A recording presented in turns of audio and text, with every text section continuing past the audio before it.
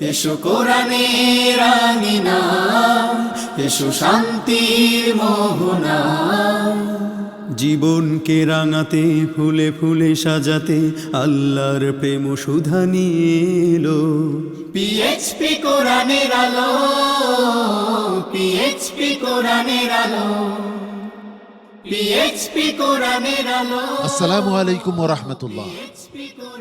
যে জ্ঞান আবিষ্কৃত হয়েছে মাত্র কয়েক বছর আগে, যা আমরা জানতে পেরেছি এই কিছুদিন আগে, সেই সমস্ত বিষয়ে একটি কিতাব সুস্পষ্ট ধারণা দিয়েছে। সেই কিতাবের নাম আল কোরআনুল কারীম।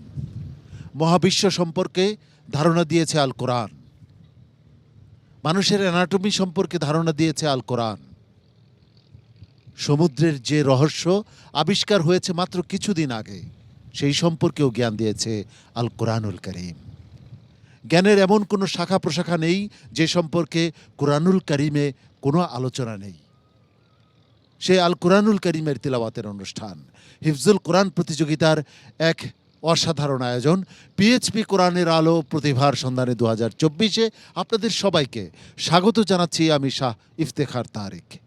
এই অনুষ্ঠানের টাইটেল স্পন্সর হিসেবে রয়েছে পিএইচপি ফ্যামিলি, কো স্পন্সর হিসেবে রয়েছে Al Arafah Islami Bank Limited, Smart Synthetic Colour Paste, Centre for Zakat Management, Infinity Mega Mall, Savoy ice cream ও ইসলামী ব্যাংক বাংলাদেশ লিমিটেড। প্রতিযোগীদের পুরস্কার স্পন্সর করেছে বাংলা ক্যাট। আমরা খুঁজছি 2024-এর সেরা প্রতিযোগীকে, যার জন্য রয়েছে 4 লক্ষ টাকা পুরস্কার। শুধু 4 লক্ষ টাকা পুরস্কারই শেষ নয়, দ্বিতীয়, তৃতীয়, চতুর্থ স্থান অধিকারীর জন্য রয়েছে 3 লক্ষ, 2 লক্ষ, 1 লক্ষ টাকা পুরস্কার। এছাড়াও আরও অনেক পুরস্কার রয়েছে প্রতিযোগীদের জন্য। প্রতিযোগীদের ওস্তাদদের জন্যও রয়েছে অনেক পুরস্কার। তাদের জন্য রয়েছে ওমরার ব্যবস্থা এবং পিএইচপি অটোমোবাইলসের পক্ষ থেকে রয়েছে পিএইচপি মোটরসাইকেল। প্রিয় দর্শক, আপনারা সকলেই জানেন এবারের আয়োজন একটু ভিন্ন মাত্রায়, ভিন্ন আঙ্গিকে উপস্থাপিত হচ্ছে আপনাদের সামনে। বাংলাদেশ থেকে অনেক দূরে সংযুক্ত আরব আমিরাতের, কখনো শারজার মরুদ্যানে, কখনো বা দুবাইয়ের ঝলমলে শহরের পাশে সমুদ্রের বিচরণরত একটি ক্রুজের উপর থেকে আপনাদের সামনে আমরা হাজির হচ্ছি। সম্মানিত বিচারক হিসেবে আজকের পর্বে যারা রয়েছেন তাদের সঙ্গে আপনাদের পরিচয় করিয়ে দিচ্ছি। আমাদের মাঝে উপস্থিত রয়েছেন শেখ শোয়েব মোহাম্মদ আল আজহারি, আন্তর্জাতিক কারি মোহাম্মদ জহিরুল ইসলাম, কোরআনের আলো ফাউন্ডেশনের সম্মানিত চেয়ারম্যান হাফিজ মাওলানা আবু ইউসুফ। পরিচয় পর্ব শেষ হলো, এবার প্রতিযোগীকে মঞ্চে ডাকবার পালা। আজকের পর্বের নিয়মটি জানিয়ে দিচ্ছি। সম্মানিত বিচারক পবিত্র কোরআনের একটি আয়াত তিলাওয়াত করবেন। সেই আয়াতটি পবিত্র কোরআনের যে পৃষ্ঠায় রয়েছে সেই পৃষ্ঠার শুরু থেকে প্রতিযোগীকে তিলাওয়াত করে যেতে হবে।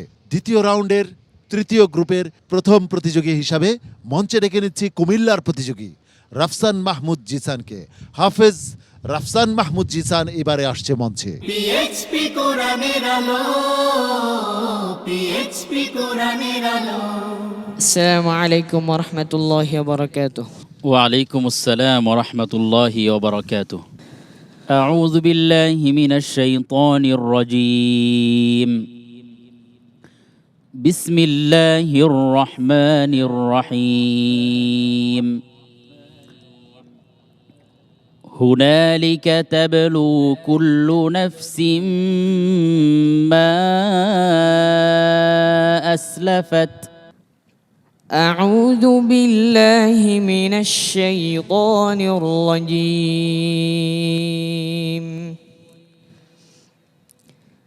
بسم الله الرحمن الرحيم.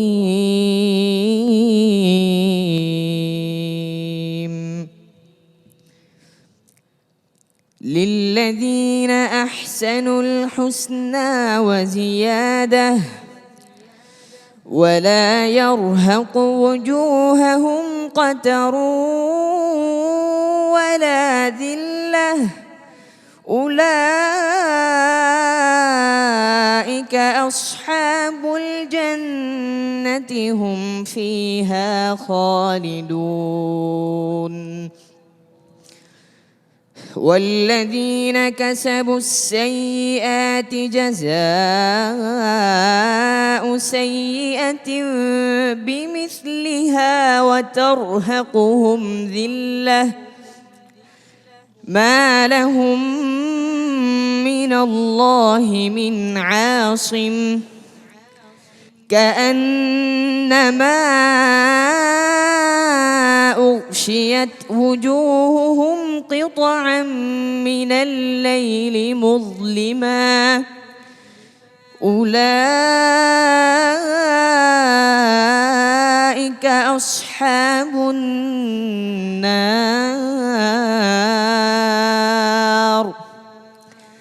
هم فيها خالدون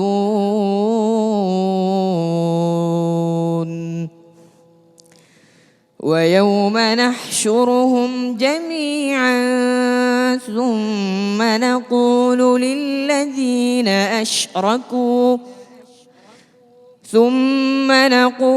للذين أشركوا مكانكم أنتم وشركاؤكم فزيلنا بينهم وقال شركاؤهم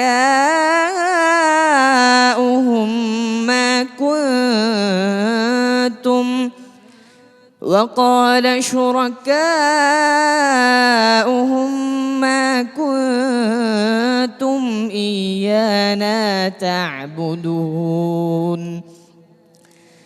فكفى بالله شهيدا بيننا وبينكم إن كنا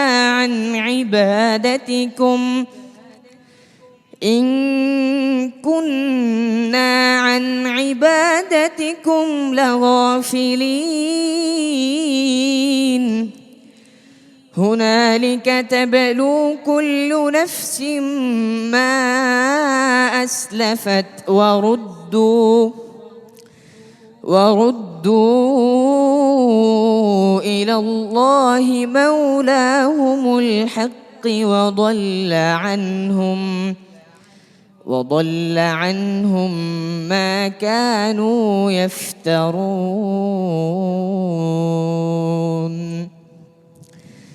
قل من يرزقكم من السماء والأرض أم من يملك السمع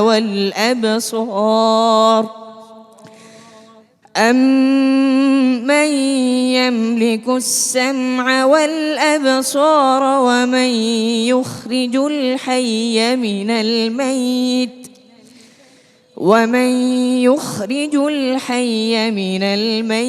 ويخرج الميت من الحي ومن يدبر الأمر فسيقولون الله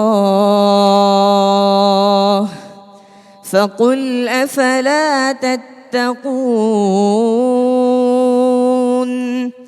فذلكم الله ربكم الحق فماذا بعد الحق إلا الضلال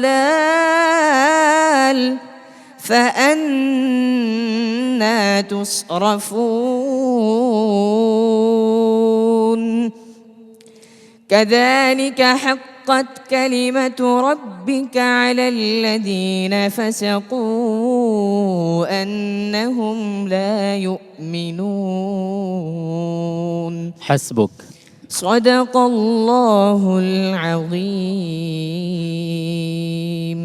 PHP কোরআনের আলো PHP কোরআনের মাশাআল্লাহ রাফসান মাহমুদ জিসানের তেলাওয়াত এই চমৎকার পরিবেশকে আরও অনেক বেশি মনোমুগ্ধকর করে তুলেছে। রাফসান মাহমুদ জিসানের তেলাওয়াত কেমন হয়েছে জেনে আসি সম্মানিত বিচারকের কাছ থেকে। জনাব শুয়াইব মোহাম্মদ আল আজহারি। মাশাআল্লাহ তাবারাকাল্লাহ তিলাওয়া রাইআ অনবরত মাশাআল্লাহ শুরু তো করেছে মাশাআল্লাহ আর থামাথামি নেই একেবারে যতক্ষণ না পর্যন্ত আমি হাসবুক বলেছি পড়তে আছে মনে হয় যেন খতম দিয়ে দেবে এখনই।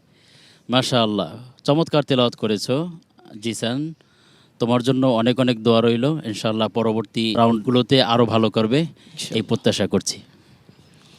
হাফেজ মাওলানা আবু ইউসুফ। মাশাআল্লাহ রাফসান মাহমুদ জিসান সে একজন শক্ত প্রতিযোগী।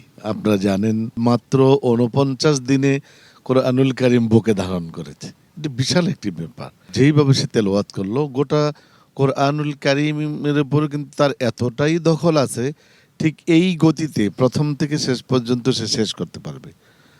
আর একটা সুললিত কণ্ঠ আল্লাহ পাক রব্বুল আলামিন তাকে দিয়েছে। এই জন্য তোমার জন্য অনেক অনেক শুভকামনা। সামনের প্রতিটা পর্ব অত্যন্ত সতর্কতার সাথে তোমার প্রিপারেশন নিতে হবে, সতর্ক থাকতে হবে, এগিয়ে যেতে হবে, এগিয়ে যাও। প্রিয় দর্শক, আসলেই মাত্র ৪৯ দিনে আল কোরআনুল কারীমের মতো একটি গ্রন্থকে হিফজ করা, এটা কি আসলেই সাধ্যের মধ্যে পড়ে? নিশ্চয়ই না। এটা মহান রাব্বুল আলামিনের অপার অনুগ্রহ ছাড়া কারো পক্ষেই এটা সম্ভব না।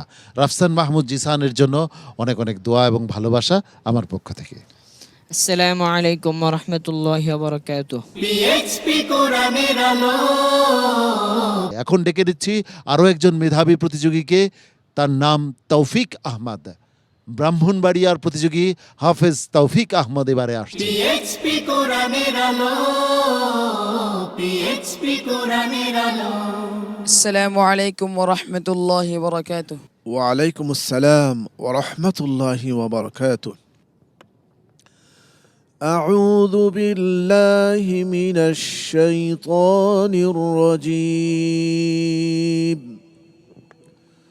فضلا من الله ونعمة.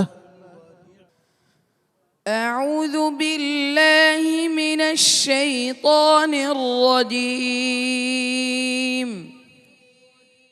بسم الله الرحمن الرحيم.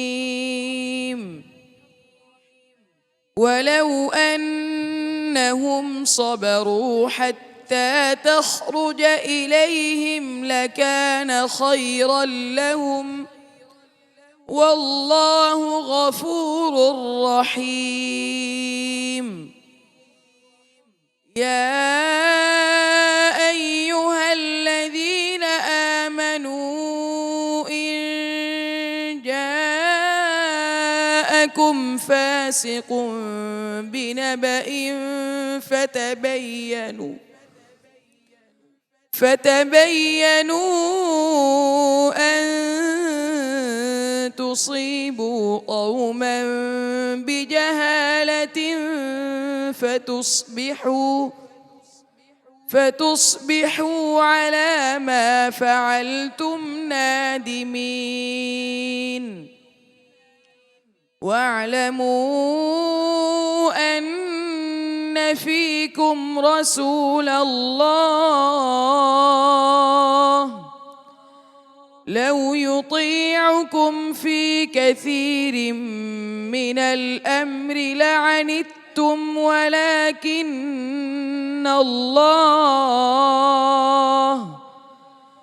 ولكن الله حبب إليكم الإيمان وزينه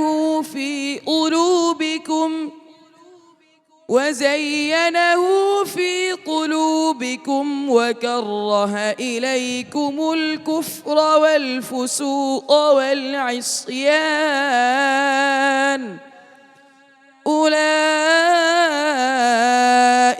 هم الراشدون. فضلا من الله ونعمة والله عليم حكيم. وإن طائفتان من المؤمنين اقتتلوا فأصلحوا بينهما فإن بغت إحداهما على الأخرى فقاتلوا التي تبغي حتى تفيء إلى أمر الله فإن فاءت فأصلحوا بينهما بالعدل وأقسطوا إن إن الله يحب المقسطين إنما المؤمنون إخوة فأصلحوا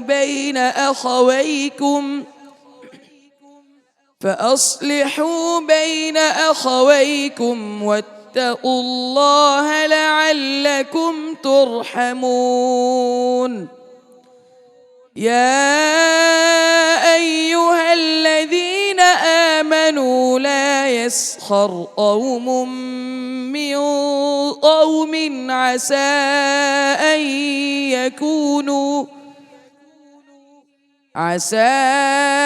أن يكونوا خيرا منهم ولا نساء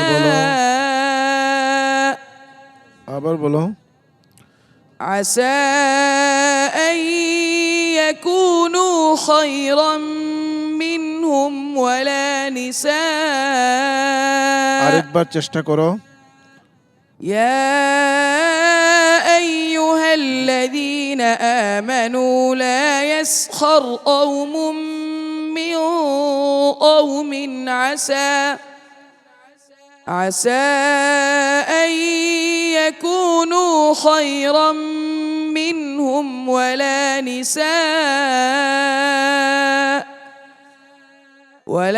نساء من نساء عسى أن يكن خيرا منهن ولا تلمزوا أنفسكم ولا تنابزوا بالألقاب بئس الاسم الفسوق بعد الإيمان ومن لم يتب فأولئك هم الظالمون হাসবুক সাদাকাল্লাহুল আযীম صدق الله العظيم পিএইচপি কোরআনের আলো পিএইচপি মাশাআল্লাহ। তৌফিক আহমদের তিলাওয়াত আমরা শুনছিলাম প্রিয় দর্শক। তার আজকের পারফরমেন্স কেমন হলো জেনে আসি সম্মানিত বিচারক কারি জহিরুল ইসলাম সাহেবের কাছ থেকে। আলহামদুলিল্লাহ মাশাআল্লাহ তৌফিক আহমদ আজকে বিগত সময়ের চেয়ে কিছুটা ডাউন ছিল, তো তেলাওয়াত কিন্তু যত সামনে যাবে ততই তোমার তেলাওয়াতের মান বৃদ্ধি পেতে হবে। তোমার জন্য দোয়া করছি, জাযাকাল্লাহ খাইর। হাফেজ মৌলানা আবু ইউসুফ। মাশাআল্লাহ তৌফিক, তোমার কিন্তু খুব সুন্দর একটা কণ্ঠ এবং তেলাওয়াতও কিন্তু তোমার খুব ভালো, কিন্তু তেলাওয়াতের যে পুরো মজাটা সেটা আজকে পাইনি পুরো। আমি পার্সোনালি বলছি, এই তোমার তেলাওয়াতে আরও মজা আছে। হ্যাঁ, সেটা আমি জানি না কেন তুমি দিতে পারোনি, কিন্তু এখানে এই প্রতিটা পর্ব অত্যন্ত গুরুত্ব তোমাদের দিতে হবে, মনে থাকবে। আর গলার প্রতি যত্ন রাখবে, হ্যাঁ, গলাটা যাতে বসে না যায়, যেহেতু এখন একেবারে চূড়ান্ত পর্যায়ে তোমরা সামনের দিকে এগিয়ে যাচ্ছ বিজয়ের দিকে, বিজয় ছিনিয়ে আনার জন্য। তাই এটা খেয়াল রাখবে, এগিয়ে যাও ইনশাআল্লাহ। সামনের পর্বগুলোতে আরো ভালো করবে এই প্রত্যাশা রইল, দোয়া রইল আমার পক্ষ থেকে। আসসালামু আলাইকুম ওয়া রাহমাতুল্লাহি ওয়া বারাকাতুহু পিএইচপি কোরআনের আলো পিএইচপি এবারে ডেকে নিচ্ছি পরবর্তী প্রতিযোগীকে। পরবর্তী প্রতিযোগী হিসাবে মঞ্চে আসছে আমার হৃদয়ের সুলতান, ছোট্ট প্রতিযোগী আবরার আল করিম। মঞ্চে আসছে হাফেজ আবরার আল করিম। পিএইচপি কোরআনের আলো পিএইচপি কোরআনের আলো। আসসালামু আলাইকুম ওয়া রাহমাতুল্লাহি ওয়া বারাকাতুহু। ওয়ালাইকুম আসসালাম ওয়া রাহমাতুল্লাহি ওয়া বারাকাতুহু। ভালো আছেন হুজুর? জি আলহামদুলিল্লাহ। উস্তাদ জি আপনি কেমন আছেন? উস্তাদ জি আমি তো অনেক ভালো আছি, বিদেশে আসছি সংযুক্ত আরব আমিরাতে। আপনার কেমন লাগতেছে? আলহামদুলিল্লাহ খুব ভালো লাগতেছে। প্রস্তুত তো আপনি মোটামুটি? জি। আচ্ছা আলহামদুলিল্লাহ। আউযু বিল্লাহি মিনাশ শাইতানির রাজীম। বিসমিল্লাহির রহমানির রহিম। বাদিউস সামাওয়াতি ওয়াল আরদ। এই আয়াতটি যে পৃষ্ঠায় আছে সেই পৃষ্ঠা থেকে আপনাকে তেলাওয়াত করতে হবে। أعوذ بالله من الشيطان الرجيم بسم الله الرحمن الرحيم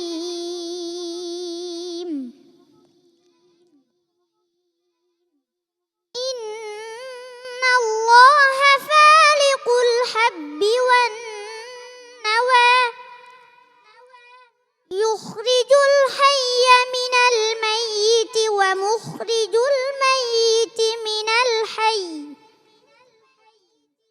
ذلكم الله فأنى تؤفكون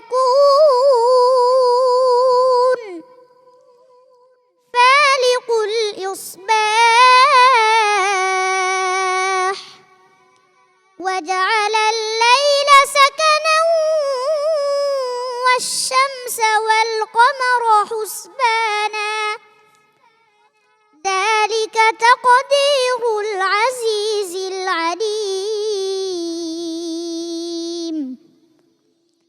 وهو الذي جعل لكم النجوم لتهتدوا بها في ظلمات البر والبحر قد فصلنا الآيات لقوم يعلمون وهو الذي أنشأكم من نفس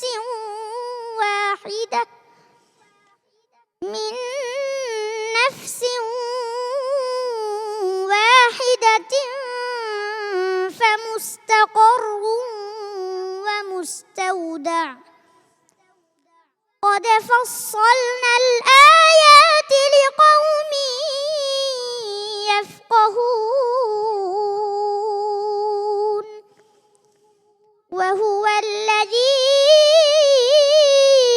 أنزل من السماء ماء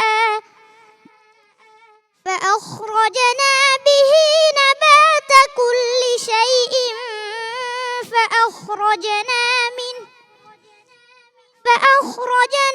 منه خضرا نخرج منه حبا متراكبا ومن النخل من طلعها قنوان دانية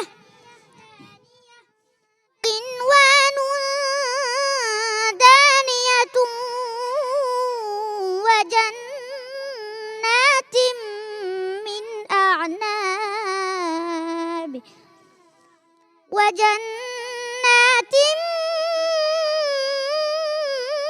من أعناب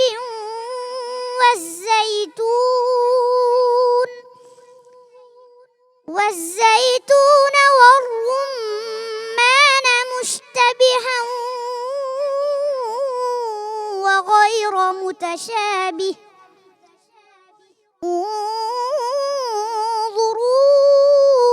انظروا إلى ثمره إذا أثمر وينعه إن في ذلكم لآيات لقوم يؤمنون وجعلوا لله شركاء الجن وخلقهم وخرقوا له بنين وبنات بغير علم سبحانه وتعالى عما يصفون حسبك صدق الله العظيم PH পিএইচপি কোরআনের আলো মাশাআল্লাহ, আমার সুলতান, হৃদয়ের সুলতান আজকে কেমন করলো হাফেজ মাওলানা আবু ইউসুফ, এই অসুস্থ ছোট্ট শিশুটি সে কেমন করলো আজ? একটু আসবেন নাকি? যে পথ অনুসরণে মানব খুঁজে পায় মুক্তির সঠিক দিশা, যার পরশে আলোকিত হৃদয়, কাটিয়ে অমানিশা, সে পথে আমাদের আহ্বান, জীবনকে করো মহিয়ান। সে পথে আমাদের আহ্বান, জীবনকে করো মহিয়ান। জ্বলে ওঠো কোরআনের মহিমায়, বিশ্বে শান্তির আওয়াজ তোলো। আব্রার আল করিম, তার জন্য অনেক দোয়া এবং ভালোবাসা আমার পক্ষ থেকে। নিশ্চয়ই ভবিষ্যতে সে আরো ভালো করবে ইনশাআল্লাহ। আসসালামু আলাইকুম রহমতুল্লাহি ওয়া বারাকাতুহু। পিএইচপি কোরআনের আলো মঞ্চে ডেকে নিচ্ছি ফেনীর রশিদ আহমদকে। হাফেজ রশিদ আহমদ আসছে বাংলাদেশের ফেনী থেকে। পিএইচপি কোরআনের আলো, পিএইচপি কোরআনের আলো। আসসালামু আলাইকুম রহমতুল্লাহি ওয়া বারাকাতুহু। وعليكم السلام ورحمة الله وبركاته. اقرأ من قول الله تعالى: هل ينظرون إلا أن تأتيهم الملائكة أعوذ بالله من الشيطان الرجيم. بسم الله الرحمن الرحيم.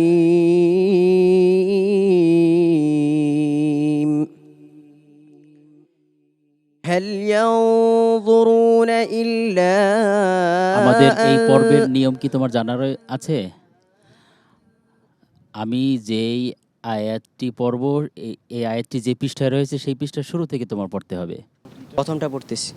আর কোথায় আছে? ثم يوم القيامة يخزيهم ويقول أين شركائي الذين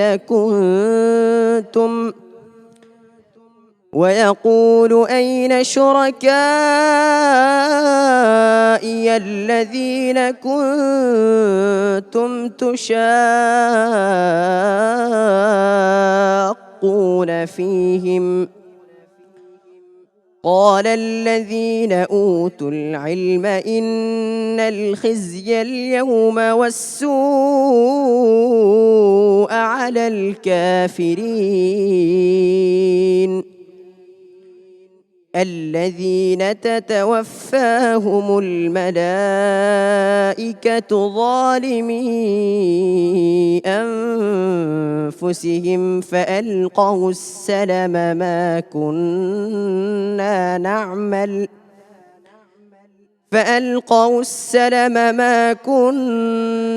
نعمل من سوء بلى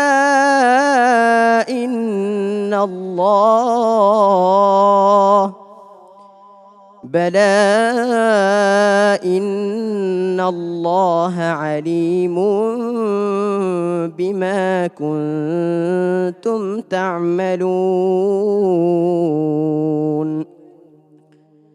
فادخلوا أبواب جهنم خالدين فيها فلبئس مثوى المتكبرين. وقيل للذين اتقوا ماذا أنزل ربكم قالوا خيرا للذين أحسنوا في هذه الدنيا حسنة ولدار الآخرة خير ولنعم دار المتقين.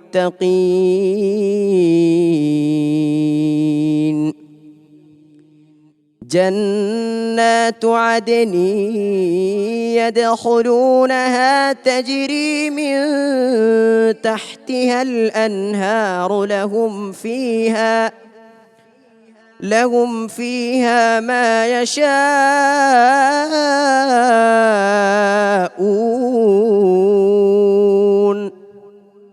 كذلك يجزي الله المتقين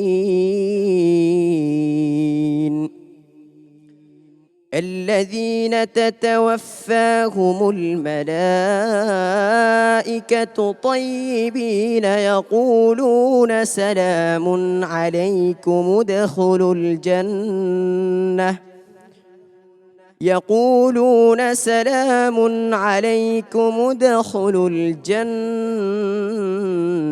بما كنتم تعملون هل ينظرون إلا أن تأتيهم الملائكة أو يأتي أمر ربك كذلك فعل الذين من قبلهم وما ظلمهم الله ولكن كانوا أنفسهم يظلمون فأصابهم سيئات ما عملوا وحاق بهم ما كانوا به يستهزئون أحسنت بارك الله فيك صدق الله العظيم PHP কোরআনের আলো মাশাআল্লাহ, রাশিদ আহমদের তিলাওয়াত এ সম্পর্কে কি বলবো? প্রিয় দর্শক, রাশিদ আহমদের তিলাওয়াতে এই পরিবেশ অনেক বেশি মোহময় হয়ে উঠেছিল। সম্মানিত বিচারক শোয়েব মোহাম্মদ আল আজহারির কাছে জানতে চাচ্ছি রাশিদ আহমদের আজকের পারফরমেন্স কেমন ছিল? বিসমিল্লাহি মাশাআল্লাহ তাবারাকাল্লাহ, তিলাওয়া রাইআ রাইআ রাইআ, চমৎকার তেলাওয়াত করেছে মাশাআল্লাহ, অতুলনীয়। তোমার তেলাওয়াত তুমি যেভাবে শুরু করেছো, কোনো ওঠানামা নেই, একই সুরে ফার্স্ট টু লাস্ট সুন্দর চমৎকার তেলাওয়াত করেছো। কিন্তু আমার একটি কমেন্টস এখানে রয়েছে, আমরা বাংলাদেশি যারা অনেকেই কোরআনের অর্থ বুঝি না, জানি না, বিশেষ করে তোমরা ছোটরা যারা রয়েছো এখনও ইনশাআল্লাহ পরবর্তীতে জানবে, কিন্তু ওয়াকফ ইফতেদার কিতাব রয়েছে বা কোরআন রয়েছে, সেগুলো দেখে এগুলো ঠিক করবে। কারণ এখানে অর্থটা যেমন কুন্না না'মালু মিন সু, এখানে ওয়াকফ আছে, কিন্তু এরপর বালা ওয়াকফ আছে, কিন্তু তুমি সব মিলেই গিয়ে কুন্না না'মালু মিন সু ইন বালা ইন্নাল্লাহ, এখানে গিয়ে ওয়াকফটা করেছে, এটি খুবই খারাপ হয়েছে। সেজন্য ওয়াকফ ইবতিদা এটি হচ্ছে গিয়ে কোরআনে কারীম তাসহিহ তিলাওয়ার সবচেয়ে অর্ধেকই হচ্ছে ওয়াকফ ইবতিদা, খেয়াল রাখতে হবে। কারণ পরবর্তীতে ইনশাআল্লাহ যখন তুমি ইন্টারন্যাশনাল কোনো কম্পিটিশনে তুমি যখন আসবে, তখন এই বিষয়গুলো খুবই লক্ষ্য করা হয়। বুঝতে পেরেছো? বারাকাল্লাহু ফিক। হাফেজ মাওলানা আবু ইউসুফ। মাশাআল্লাহ, রশিদ তো একজন শক্ত প্রতিযোগী, তবে খুব কেয়ারফুললি তোমার তেলাওয়াত করা দরকার। এই যে ছোটোখাটো যে বিষয়গুলো ওস্তাদরা ধরলো, তোমার ওয়াকফ ইয়াদা, এগুলো তো আমাদের এই প্রোগ্রামে সাধারণত বিচারকরা বারবার বলে, যদিও এটা ওস্তাদের একটা দায়িত্ব আছে, তোমাদেরও একটা দায়িত্ব আছে, ঠিক আছে না? যেহেতু তোমরা ইন্টারন্যাশনালি এখন তেলাওয়াত করবে ইনশাআল্লাহ, এগুলো খেয়াল রাখবে। অনেক ভালো, আজকেও খুব ভালো হয়েছে। রাশিদ আহমদ, তোমার জন্য অনেক অনেক দোয়া এবং ভালোবাসা আমার পক্ষ থেকে। আসসালামু আলাইকুম ওয়া রাহমাতুল্লাহি ওয়া বারাকাতুহু। PHP কোরআনের আলো ফলাফল ঘোষণার পালা। ফলাফল দেওয়ার আগে আমি মঞ্চে ডেকে নিচ্ছি আজকের 4 প্রতিযোগীকে। তোমরা চলে এসো আমার কাছে।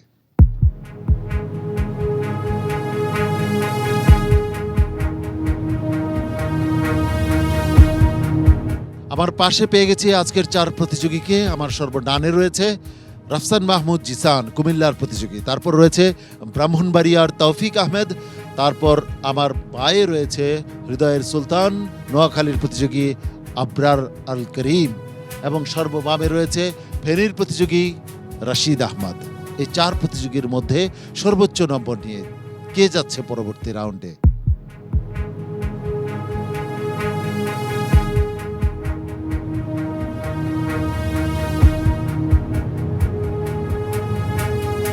সর্বোচ্চ নম্বর নিয়ে পরবর্তী রাউন্ডে চলে যাচ্ছে যৌথভাবে কুমিল্লার প্রতিযোগী রাফসান মাহমুদ জিসান এবং নোয়াখালীর প্রতিযোগী আবরার আল করিম। আবরার আল করিম এবং রাফসান মাহমুদ জিসান, তোমরা যৌথভাবে সর্বোচ্চ নম্বর পেয়েছো এবং তোমরা যাচ্ছ পরবর্তী রাউন্ডে। তোমরা তোমাদের আসন গ্রহণ করো। পিএইচপি কোরআনের আলো, পিএইচপি কোরআনের আলো। আজকের এই পর্বটি অত্যন্ত বেশ কঠিন প্রতিযোগিতা হয়েছে, সবাই বেশ ভালো করেছে। এর মধ্যে থেকে একজনকে তো বিদায় নিতেই হবে। কে বিদায় নেবে, রাশিদ আহমদ নাকি তাওফিক আহমদ? রাশিদ আহমদ এবং তাওফিক আহমদ, এই দুজনের মধ্য থেকে ফেনীর প্রতিযোগী রাশিদ আহমদ, তুমি যাচ্ছ পরবর্তী রাউন্ডে। অনেক অনেক অভিনন্দন রাশিদ আহমদকে পরবর্তী পর্বে উঠে যাওয়ার জন্য। আর তাওফিক আহমদ, এই পর্ব থেকে তুমি বিদায় নিচ্ছ।